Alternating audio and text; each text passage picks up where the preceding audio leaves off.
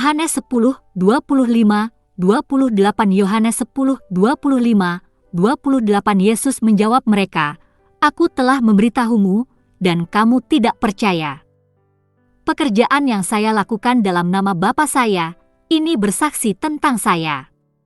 Tetapi Anda tidak percaya karena Anda bukan domba saya, seperti yang saya katakan.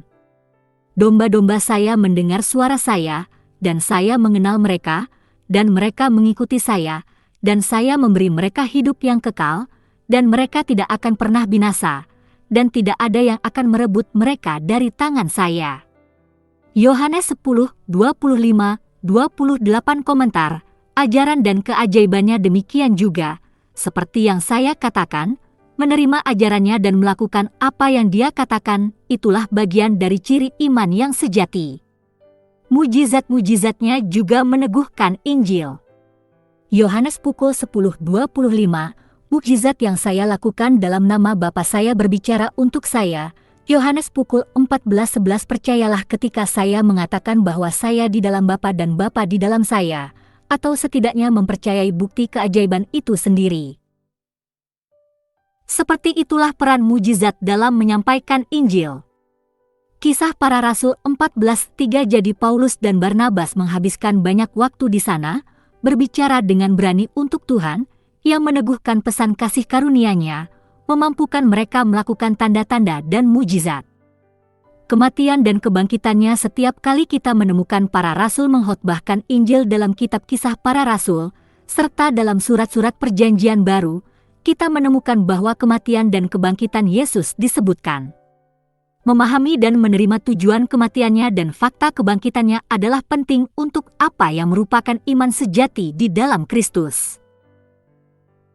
Untuk apa yang saya terima, saya sampaikan kepada Anda tentang hal terpenting yang pertama, bahwa Kristus mati untuk dosa-dosa kita sesuai dengan kitab suci, bahwa Ia dikuburkan, bahwa Ia bangkit pada hari ketiga menurut kitab suci 1 Korintus 15:3-4. Karena Kristus mati sekali untuk semua dosa, orang benar untuk orang yang tidak benar, untuk membawa Anda kepada Tuhan.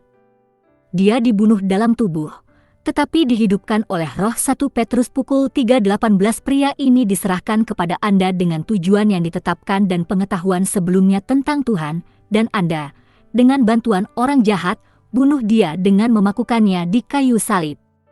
Tetapi Tuhan membangkitkan dia dari kematian, membebaskannya dari penderitaan kematian, karena kematian tidak mungkin menahannya.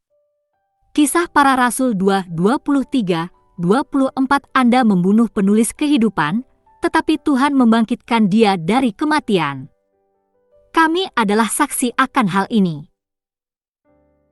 Kisah Para Rasul 3:15 adalah dengan nama Yesus Kristus dari Nazaret, yang kamu salibkan, tetapi yang dibangkitkan Allah dari antara orang mati, orang ini berdiri di hadapanmu untuk disembuhkan.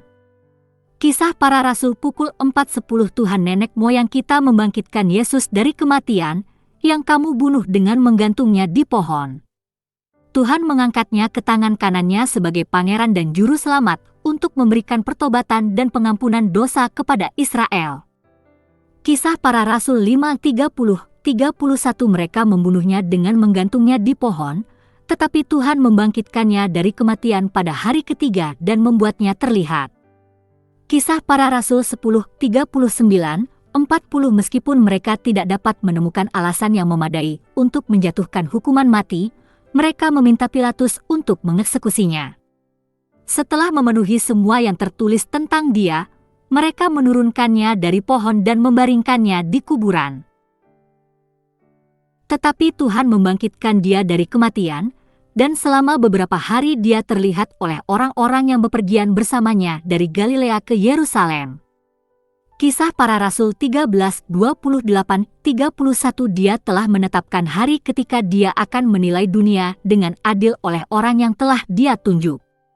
Dia memberikan bukti ini kepada semua orang dengan membangkitkan dia dari kematian. Kisah Para Rasul pukul 17:31.